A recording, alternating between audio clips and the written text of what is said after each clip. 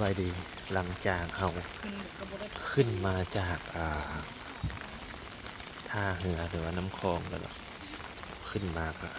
สิมีบอนเป็นขายนี่แล้วก็สิมีประตูทางเข้าวัดอันที่เป็นเพื่อนคนนี่นะเนี่ยคน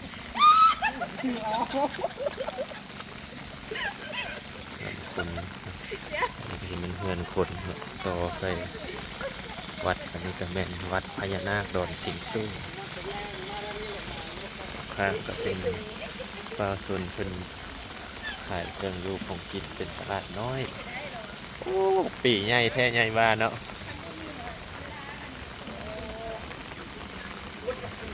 เป็น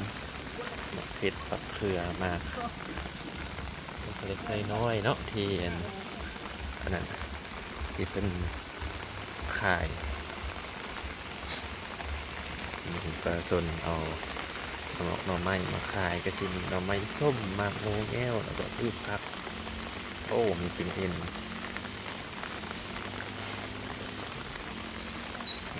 เครื่องไหว้แข็งปิงเอ็น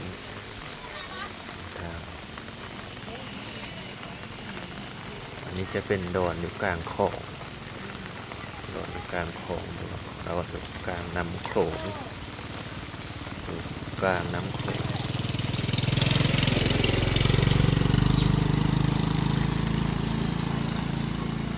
ซาเรามากระสินีหน้าจากนั้นเขาก็เลี้ยวขวาขึ้นมาเลย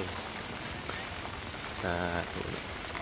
ลูกเต่าลูกหลานอยู่ดีมีแหงสุขภาพแข็งแรงมีโชคมีลาภมีสุขภาพแข็งแรงนำคำไปมาเทมาบุคคลตายสินสินเก่าเป็นลายแบบบูฮานสุดงดงามสภาพแวดล้อมดีนี่เนาะเพราะว่าเฮา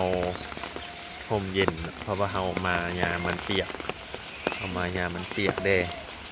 ก็เลยว่าสียงยากเลยเนาะแต่ก็ผมงามก็ยังคือเก่าสีเดียวขั้วขึ้นมาแล้วเฮาก็สิย่างไปเลยเนาะเฮาสิไปเบิ่งบอลที่เฮาจะไหว้ไปเบิ่งบอลที่เฮาจะไหว้ก่อนเพราะว่าเฮาก็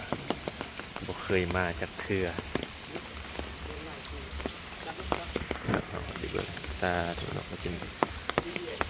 นะอยู่อ้อมห้องซาธุนี่ก็สิเป็นสิมเฮาสิไหว้อยู่ไสไหว้อยู่ในสิมไหว้อยู่ไสยามทางที่ต่อห้ามบ่ให้แม่ยิงเข้าสิม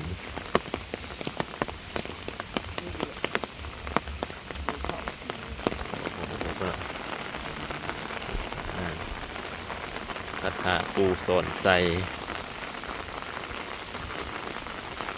ไหว้นี่ในนี่ก็ได้ไหว้พุ้นก็ได้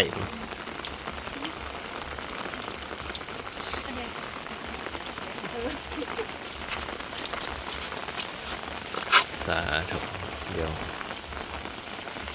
สิไป